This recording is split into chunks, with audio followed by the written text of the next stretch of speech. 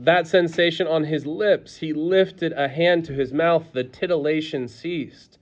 Let his hand fall back on the metal knob. It began again. The scent organ, meanwhile, uh, breathed pure musk.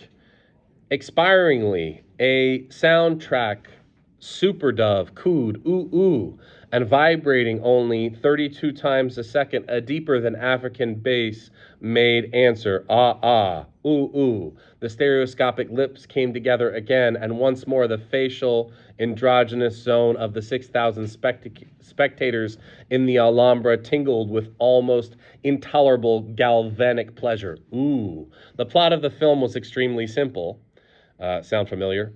A few minutes after the first oohs and ahs, a duet having been sung and a little love made on the famous bearskin, every hair on which the assistant predestinator was perfectly right could be separately and distinctly felt.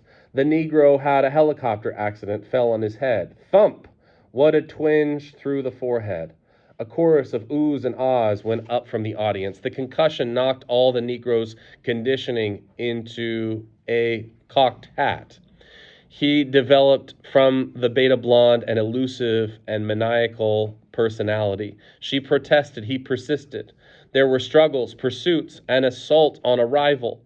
Finally, a sensational kidnapping. The beta blonde was ravished away into the sky and kept there, hovering for 3 weeks in a wildly antisocial tete-a-tete with the black madman.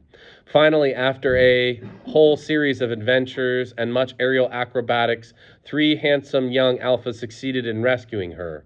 The Negro was packed off to an adult reconditioning center, and the film ended happily and decorously, with the beta blonde becoming the mistress of all 3 of her rescuers.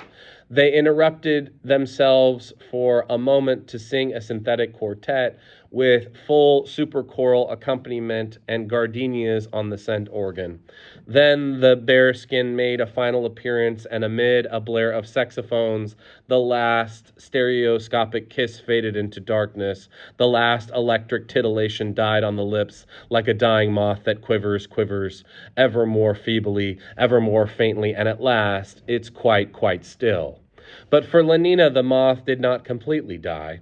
Even after the light had gone up, while they were shuffling slowly along with the crowd toward the lift, its ghost still fluttered against her lips, still traced fine shuddering roads of anxiety and pleasure across her skin. Her cheeks were flushed. She caught hold of the savage's arms and pressed it limp against her side. He looked down at her for a moment, pale, pained, desired, and ashamed of his desire. He was not worthy, not. Their eyes for a moment met. What treasures hers promised, a queen's ransom of temperament. Hastily he looked away, disengaged his imprisoned arms. He was obscenely terrified lest she could cease to be something he could feel himself unworthy of. I don't think you ought to see things like that, he said, making haste to transfer from Lenina herself to the surrounding circumstances the blame of any past or possible future lapse from perfection. Things like what, John? Like this horrible film. Horrible, Lenina was genuinely astonished. But I thought it was lovely. It was base, he said indignantly. It was ignoble. She shook her head. I don't know what you mean. Why was he so queer? Queer in this situation means odd. Why did he go out of his way to spoil things? In the taxicopter, he had hardly even looked at her, bound by strong vows that he had never pronounced, obedient to laws that had long since ceased to run. He sat averted and in silence. Sometimes, as though a finger had plucked at something taut, almost breaking string, his whole body would shake with a sudden nervous start. The taxicopter landed on the roof of Lenina's apartment house. At last, she thought, exultingly as she stepped out of the cab. At last, even though he had been so queer just now. Standing under a lamp, she peered into her hand mirror. At last. Yes, her nose was a bit shiny. She shook the loose powder from her puff.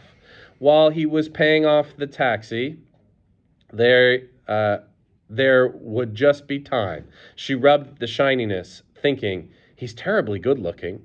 No need for him to be shy like Bernard, and yet any other man would have done it long ago.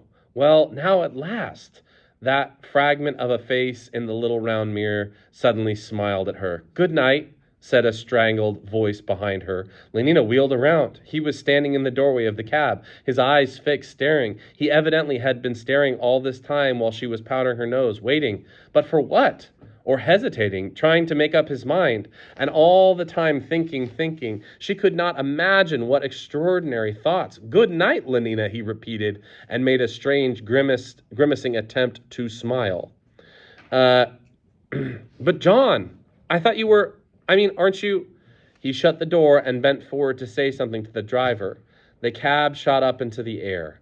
Looking down through the window in the floor, the savage could see Lenina's upturned face, pale in the bluish light of the lamps. The mouth was open, she was calling. Her foreshortened figure rushed away from him. The diminishing square of the roof seemed to be falling through the darkness. 5 minutes later, he was back in his room. From the hiding place, he took out his mouse-nibbled volume, turned with religious care its stained and crumpled pages, and began to read Othello. Othello, he remembered, was like the hero of the 3 weeks in a helicopter, a black man. Drying her eyes, Lenina walked across the roof to the lift. She had been crying. On her way down to the 27th floor, she pulled out her Soma bottle. 1 gram, she decided, would not be enough. Hers had been more than a 1 gram affliction. But if someone took 2 grams, she ran the risk of but if she took 2 grams, she ran the risk of not waking up in time tomorrow morning. She compromised and, in her cupped left palm, took 3 half-gram tablets.